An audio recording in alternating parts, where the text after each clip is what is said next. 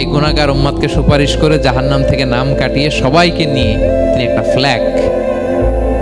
Flag হাতে নিয়ে তিনি জান্নাতের দিকে ছুটবেন। ওই ফ্ল্যাগের মধ্যে লেখা থাকবে আলহামদু। কি লেখা থাকবে? মানে প্রশংসার পতাকা। নিজেও তো প্রশংসিত। মুহাম্মদ মানে কি জানেন? মুহাম্মদ মানে কি? প্রশংসিত। এই কারণে মুহাম্মদ সাল্লাল্লাহু আলাইহি ওয়াসাল্লামকে মক্কার লোকেরা গালি দিয়েও শান্তি পেত না। মানে যদি বলি এই প্রশংসিত লোকটা খারাপ, কথাটা হইল? প্রথমে আগে বলা লাগে কি? প্রশংসিত। মুহাম্মদ মানে কি? তো এই জন্য মক্কার লোকেরা রাসূল সাল্লাল্লাহু আলাইহি ওয়াসাল্লামকে মুহাম্মদ না বলে ডাকতো মুদাম্মাম, মানে নিন্দিত।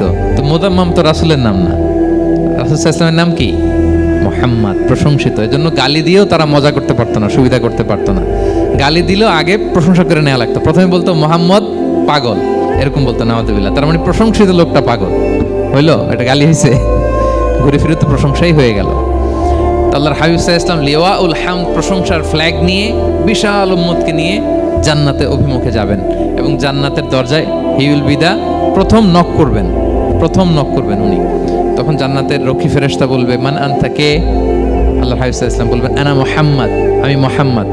তো ফেরেশতা বলবে আমরা দাঁড়ায় আছি এজন্য আল্লাহ বলে দিয়েছেন মুহাম্মাদের আগে কাউকে যেন এন্ট্রি দেয়া না হয়।